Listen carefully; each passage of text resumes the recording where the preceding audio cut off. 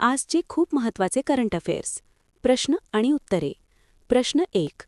भारतीय स्वातंत्र्य लढ्यातील महान क्रांतिकारक भगतसिंग, राजगुरू, सुखदेव यांच्या सर्वोच्च बलिदानाच्या स्मृतिप्रित्यर्थ कोणता दिवस शहीद दिवस म्हणून पाळला जातो? उत्तर 23 मार्च. प्रश्न 2. फोर्ब्सच्या 2026च्या जागतिक अब्जाधीशांच्या यादीत कोणत्या भारतीय शिक्षकाचा समावेश होणार आहे? उत्तर अलख पांडे. प्रश्न 3. 101व्या अखिल भारतीय नाट्य संमेलनाच्या अध्यक्षपदी कोणाची निवड करण्यात आली? उत्तर मोहन जोशी. प्रश्न 4. राष्ट्रीय मागासवर्गीय आयोगाच्या अध्यक्षपदी कोणाची नियुक्ती करण्यात आली आहे? उत्तर साध्वी निरंजन ज्योती.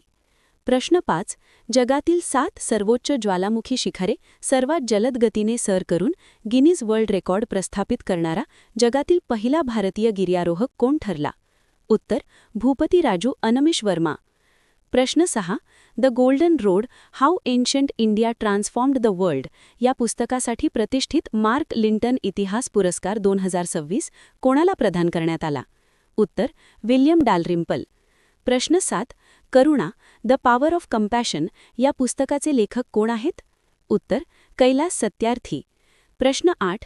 2028 मधील जागतिक इंडोर ॲथलेटिक्स चॅम्पियनशिपचे आयोजन कोणत्या देशात करण्यात येणार आहे? उत्तर भारत. प्रश्न 9.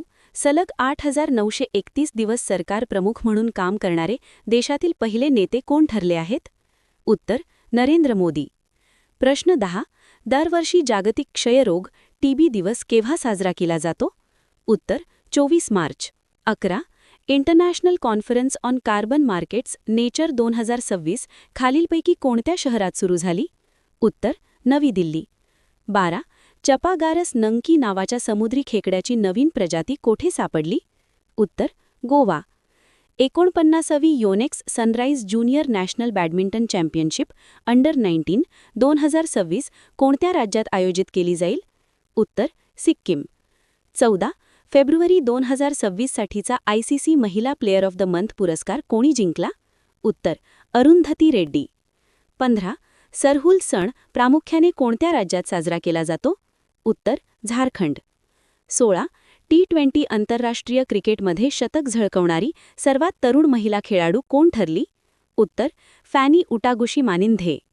17. अनुथिन चरणविराकुल यांची कोणत्या देशाच्या पंतप्रधानपदी नियुक्ती झाली? उत्तर थायलंड. 18. ग्लोबल टेररिझम इंडेक्स 2026 मध्ये भारताचा क्रमांक कितवा आहे? उत्तर 13. कोणत्या राज्य सरकारने आपल्या अर्थसंकल्पात शालेय विद्यार्थ्यांचे पोषण आणि आरोग्य सुधारण्यासाठी मोफत नाश्ता योजना सुरू करण्याची घोषणा केली? उत्तर तेलंगणा. 21. वर्ल्ड हॅपीनेस रिपोर्ट 2026 नुसार जगातील सर्वात आनंदी देश कोणता ठरला? उत्तर फिनलंड. 22. भारतीय सैन्याने कोणत्या राज्यात अमोघ ज्वाला या तंत्रज्ञान आधारित युद्ध अभ्यासाचे यशस्वी आयोजन केले? उत्तर उत्तर प्रदेश. 23.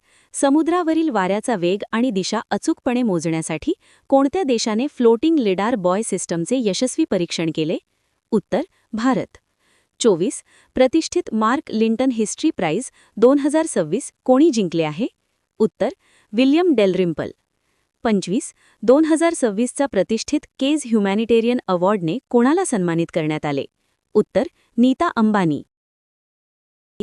विक्रम दुराईस्वामी यांची कोणत्या देशात भारताचे राजदूत म्हणून नियुक्ती करण्यात आली आहे? तर चीन. 27. भीम पेमेंट ॲपच्या ब्रँड ॲम्बॅसेडरपदी कोणाची नियुक्ती करण्यात आली आहे?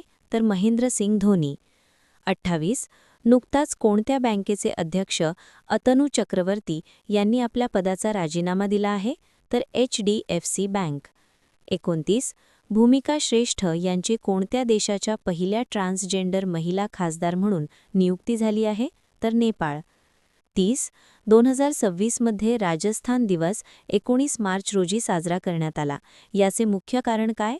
तर हा दिवस आता हिंदू पंचांगानुसार म्हणजे चैत्र शुक्ल प्रतिपदा साजरा केला जातो. 35. सिखिया क्रांती 2.0 ही शालेय शिक्षण सुधारणा मोहीम कोणत्या राज्याने सुरू केली आहे? तर पंजाब. 32.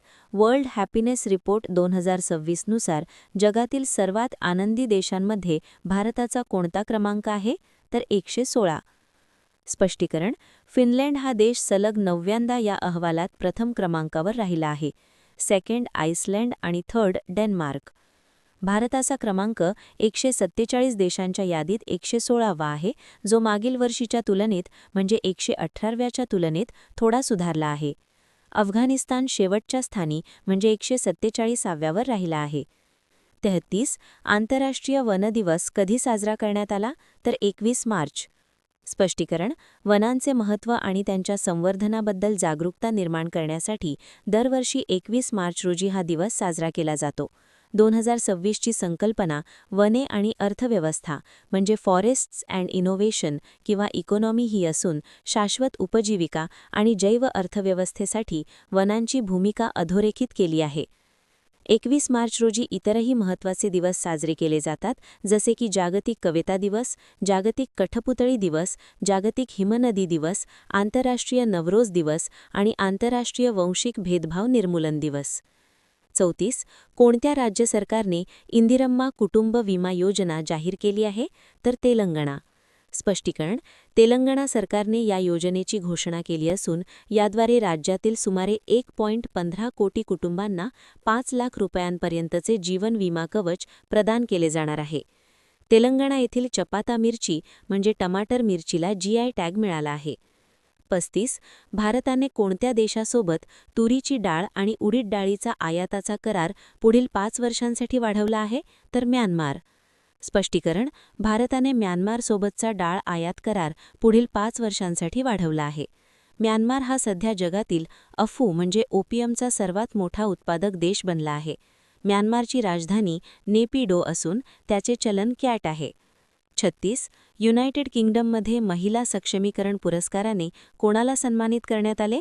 तर ऋतुपर्णा सेनगुप्ता.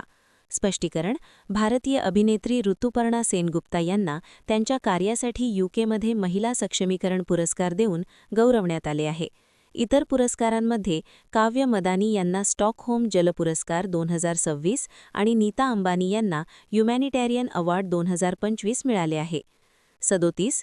2027च्या राष्ट्रकुल युवा खेळांचे यजमानपद कोणता देश भूषवणार आहे? तर माल्टा.